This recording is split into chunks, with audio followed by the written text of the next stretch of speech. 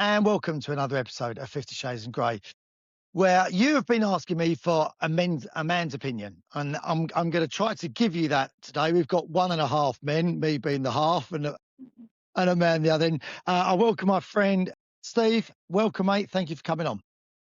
Nice to be here, Elliott. Always good to give a perspective, I guess. So myself and Steve, just to give you a bit of background, we've been friends since our early 20s, and we've had parallel lives, I would say, that have run like train tracks along the side of each other, twisting and turning Into, on the way, into the but siding. seeming to come into the same station at different points in our life. So I'm going to kick off today, Steve. Like you're a single guy in midlife. So what is a single guy in midlife looking for now? So, I mean, to be real, I'm actually looking for a relationship. So, I think we just discussed, didn't we, that I was signed up on a dating website. So, I've just cancelled my subscription. So, I've been on for 3 months. So, I've done this a couple of times now. I will go onto these websites, and give it a proper go. So, I'm one of these people that I'll dip in and out, but I'll be active. So, I'll actively try and meet people for all of the right reasons, as far as I'm concerned. All of the compatibility reasons. I'm just not looking for one night stands. I'm looking for a connection. My biggest bugbear at the moment is trying to actually get people to engage because there's too much choice. Because, as far as I'm concerned, I want to meet one person, but he's obviously talking to 20 people at the same time at different stages. So, if you date someone, they might score you as a 7. They might think there's a 10 or a 9 out there. No one ever really commits on these things. I mean, it's one of those situations where I think that's where the marketplace is. That's how you meet people in midlife now. It's getting more and more difficult. I mean, I'm quite a social person. I'm out a lot, but you don't meet women in their 30s and 40s out. They're just not there. So from experience of obviously knowing you a long time, I can vouch that you are out there. You're sort of doing the miles. You're always out. You're a very social person, and you're probably out 3-4 nights a week. So opportunity to meet people for you is abundant in terms of you're in the right places. But are you just finding that a lot of women in midlife are not out there then? Uh, so I do a lot of functions. I do a lot of socials. I get quite a lot of corporate through work. So you will meet people of a certain age, but I think a lot of the time people are there as, as wives or girlfriends. And then, the other issue is a lot of people that are out, you kind of hit that headline where it's 30 years old, it's anything under 30. So if you're in a bar or a restaurant, most people, you'll see groups of guys, 40s and 50s, whatever. The guys seem to be a lot more social in older age. Whereas women, I guess, because of the kid thing, because of social networks, because women maybe don't maintain as many friends, you just don't see as many women of that age group out there. I still do meet people, interactively when I'm about in the natural way. But I think as well, people rely so heavily on websites now. People have a social environment through dating websites, and that's what women rely upon. So maybe they're not going out as much because they're just relying on the apps. So I personally, I've not done the apps for a good few years now. Have they changed in the last few years? Which one was you using, if you don't mind me asking? So Match and Hinge mostly have been the ones I've used recently. But mate, they're exactly the same. I've done this a couple of times. I was on them a few years ago. Nothing's changed. The format's the same. It's a tried and tested. And the thing as well, you see the same people on them. So I've come Yeah. across 3 or 4 people that I've spoken to on previous apps that are back on still looking. So, I can't claim that I've been any more successful than them because we're all in the same boat. So I mean, I'm still optimistic. It's easy to get jaundiced about the whole thing, but you never know. My person might be around the corner. Who knows? You're a very optimistic person. And like you said, you always look at your cup being half full as opposed to half empty and something maybe round the corner. What advice would you give to people? Because I've spoken to a lot of women that have actually said that they're kind of giving up now. That they express the same story as you just have, and they've got to the point it was like, I'm just giving up. What would you say to those people that are like, I'm just going to give up? Well, mate, okay, if you give up, where does that leave you? It doesn't leave you anywhere, does it? It just leaves you stuck indoors on your own, thinking about what could have been. Um, so my biggest thing is, if you engage with people, if they seem okay and they seem normal, go out for a coffee. All right, it's half an hour of your life. Try and meet somewhere central so you both don't have to travel for 2 hours, but just give it a go. Right? How bad can it be?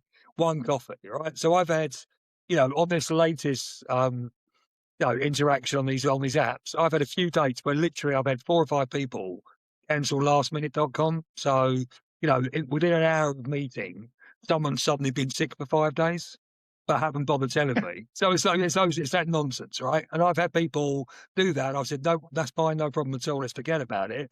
And then they've texted me nonstop for 2 weeks trying to rearrange it. Well, just do it the first time, right? Because there's, there's you've got to be honest with people. I think try and be as honest as possible. If you get cold feet, I get it. Everyone gets cold feet sometimes. Can't be bothered. The weather's not great, but just fess up to that.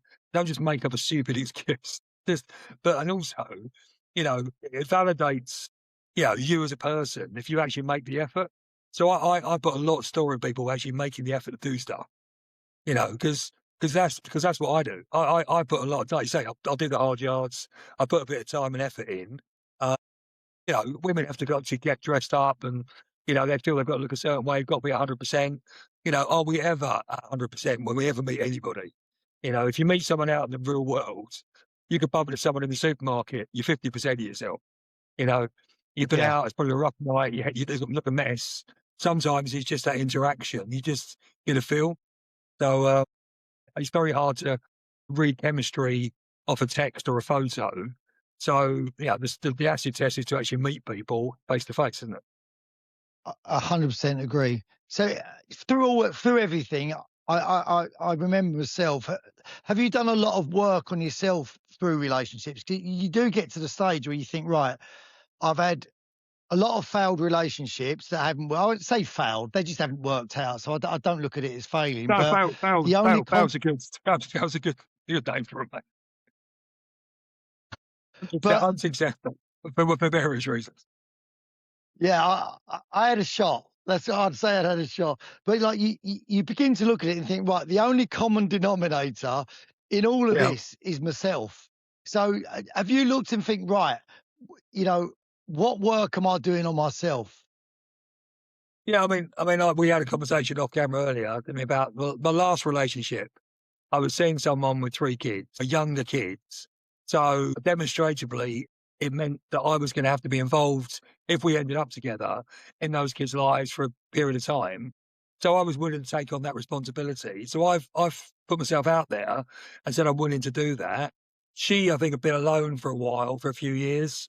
Just got into that habit of just going out and dating once or twice a week, and that was her lane. She didn't want to move out of that lane, so having thrown myself out there and offered, to maybe kind of get a house together, support the kids, whatever, that wasn't what she wanted.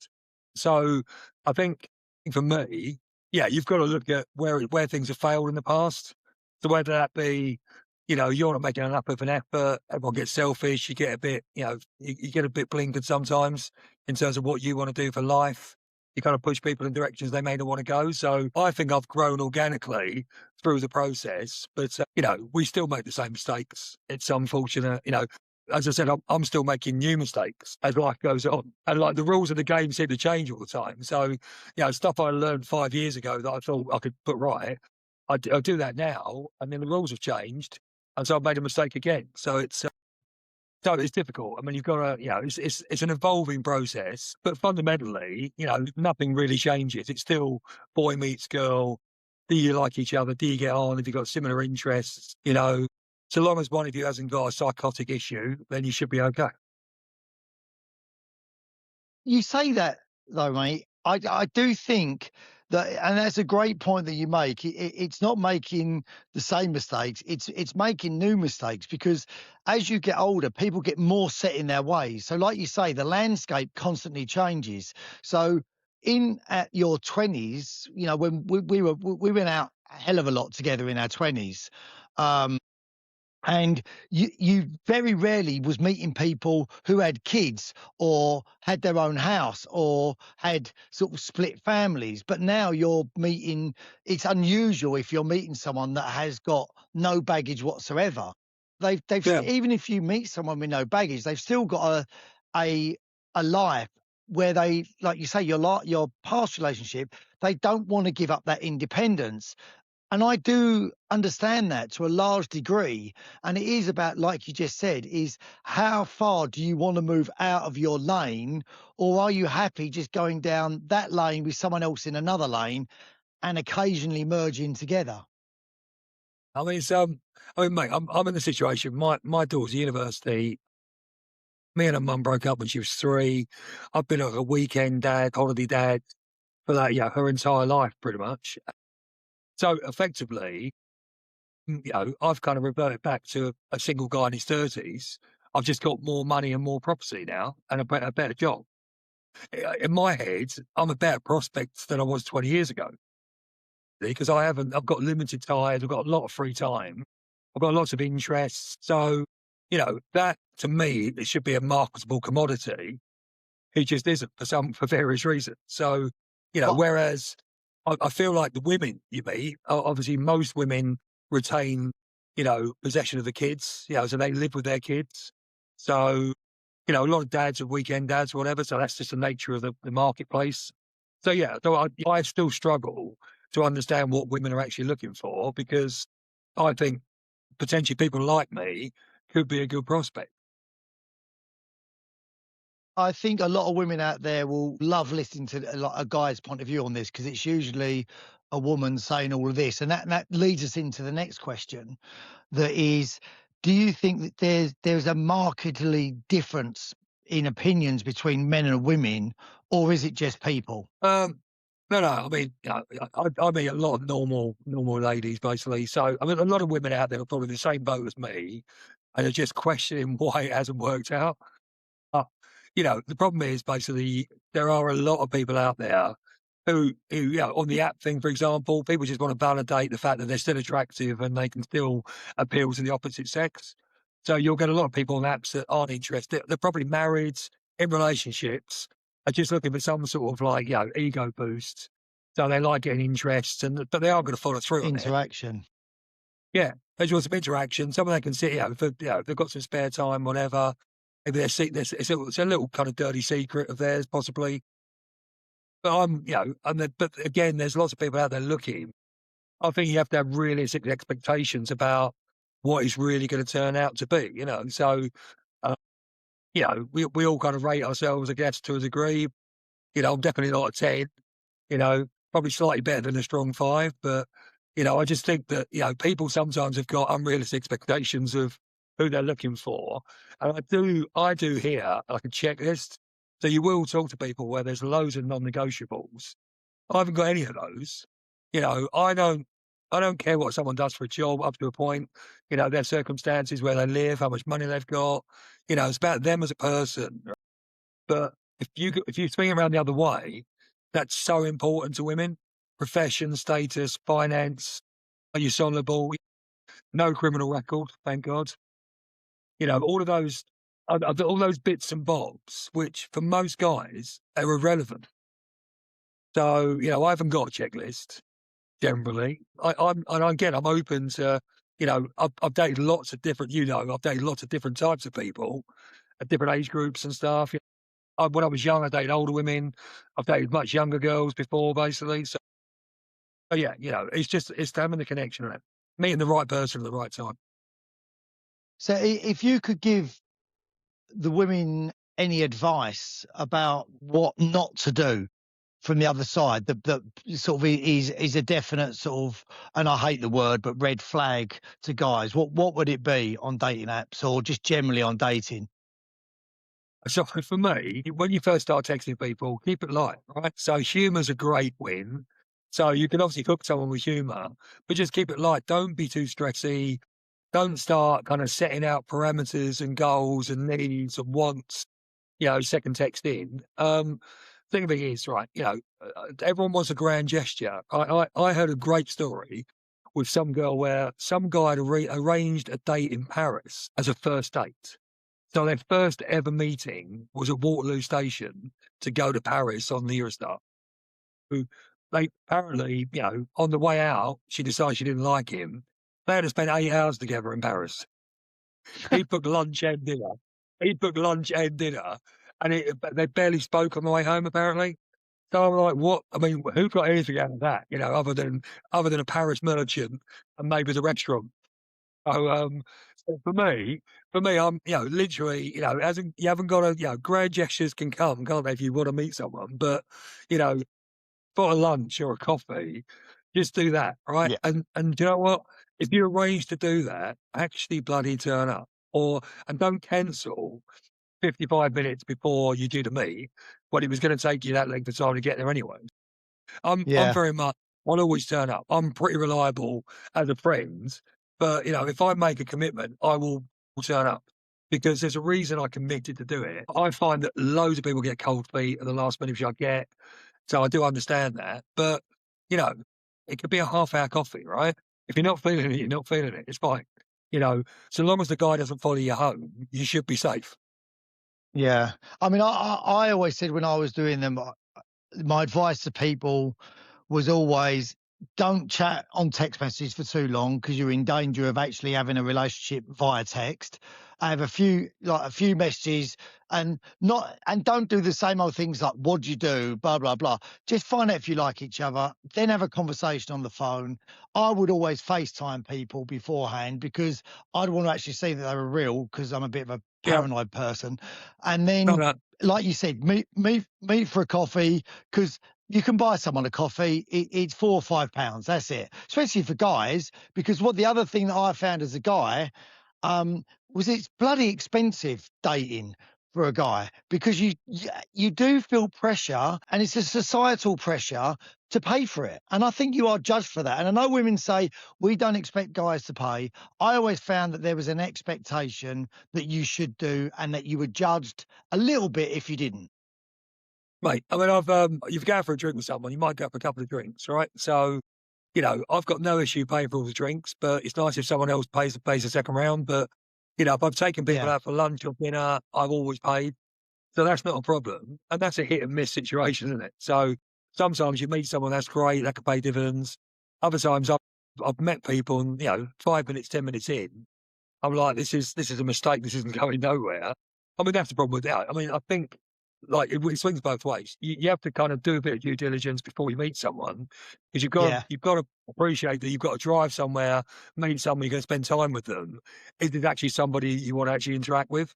So you've got to be, but again, I'm like you. I don't want to spend, weeks texting someone back and forth and then have you just like, a lot of those they just go down a rabbit hole and they go nowhere. Yeah. How long do you think it takes you once you meet someone in person to establish whether you like them or not? What, beyond the first date? Wow, she's amazing. Probably 3 dates. So Yeah. I've had situations recently on this site where I'll tell you, so I went out with someone 3 times, lovely, like really nice girl. I don't know if we want to stray into their backstory. They're quite an interesting backstory. So let me know. 3 dates in, yeah, we got on. We had similar interests. Nice girl. We went to the gym together, did a spa together, second date and stuff. That was good. But day 3, I just kind of realised it was just a friend zone situation, really. I've got plenty of. I'm not looking for any more friends. I've got plenty of friends. Yeah. Oh, that was 3 dates. First date, thought she was really nice. Second date, shared interest, got on with each other. Third date, I'm just thinking maybe not. I mean, yeah, who knows? She probably thought the same, but she did have she had quite an interesting story to tell about what happened to her. Everyone's got interesting stories, mate. I think we've got a few of That's our another, own. there's another point. There's another podcast once I stop teaching. Yeah. So I know, like you've mentioned it. You mentioned it briefly before. So you've just come out of what was, I say, long-term dating relationship. I'll put it in those sort of terms, because I would consider a long-term dating relationship 6 months plus. Yeah, it's a How do year. you It's a year. find how do you find breakups in midlife now? Because between us, we've had a few, and we've both had one bad one each, I would say, but we've had a lot more. How do you find they sort of change, like having a breakup in midlife? For you? My last couple of relationships, I kind of met people naturally. So the last girl was a year. Like I said earlier, I kind of put it on the line a little bit. I mean, I offered to kind of, move house, take on her kids, the responsibility of that and everything else. So I thought I was doing all of the right things. And, we got on really well and we went out for a year. And I to some degree, got blindsided by why it went sideways. It kind of went sideways, I think, because she had just got used to being on her own for 6 years, supporting the kids on her own, didn't give her any money. And she just wanted a sort of twice a week relationship. She could get away from the kids, go out, nice meals, theatre, ballet, whatever, do things, and then that's it. So it's all pigeonholed. Whereas, I actually want a proper relationship, actually someone I can, live with, spend a bit of time with. I want people to have their own likes and interests, because we haven't got to be in each other's pockets the whole time. Yeah.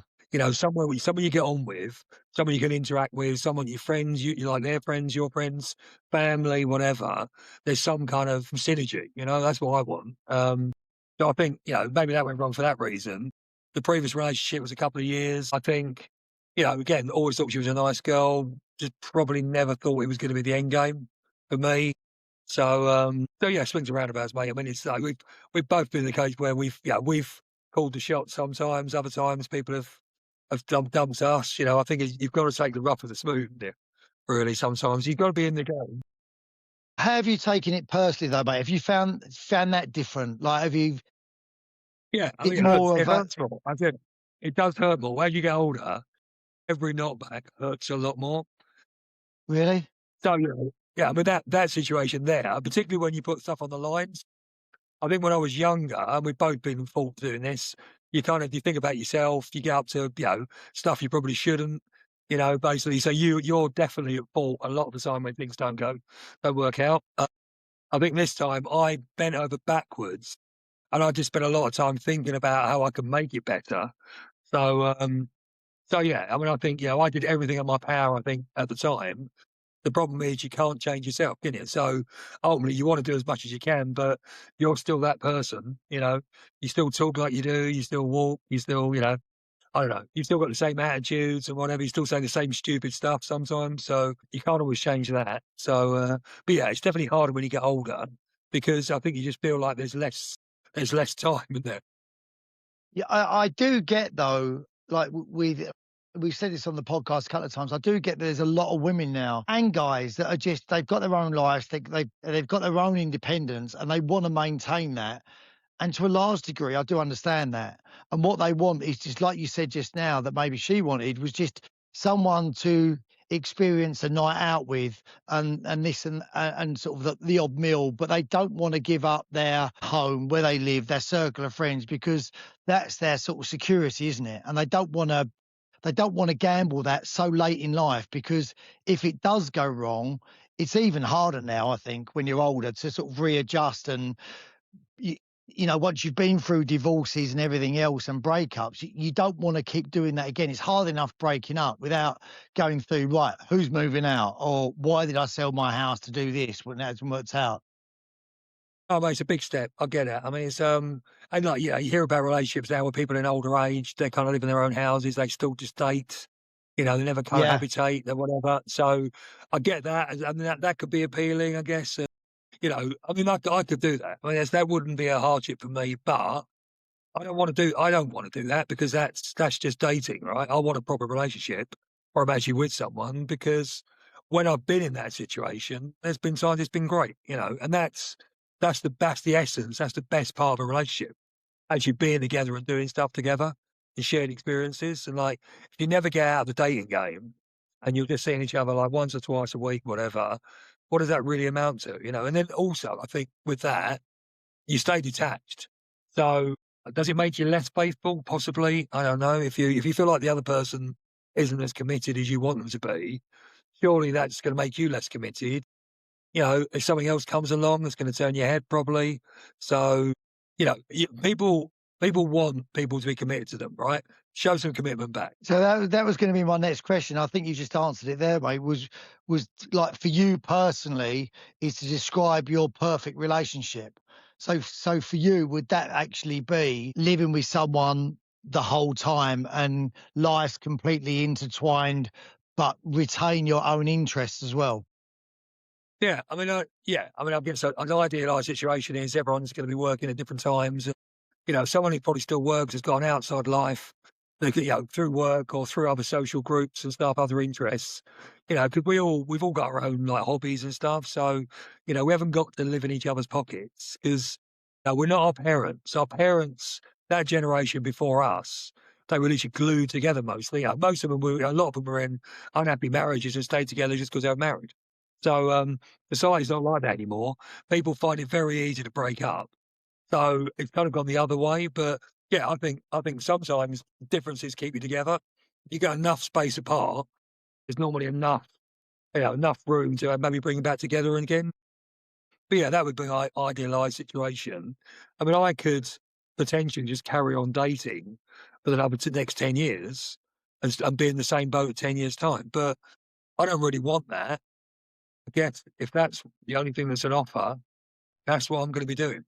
So, So you that's know, so so that's otherwise, my well, that's my next and final question, and in a positive way, really. But I guess as we sort of get older, have you thought what life would look like for you if you don't meet someone, or for you is your future in like entwined with someone else? Have you had those thoughts? yeah, no, mate. I mean, I'm open to the idea that I'll never actually meet anybody now. So I think I've kind of got to an age where if it doesn't happen, it doesn't happen. I've spent a lot of my time on my own.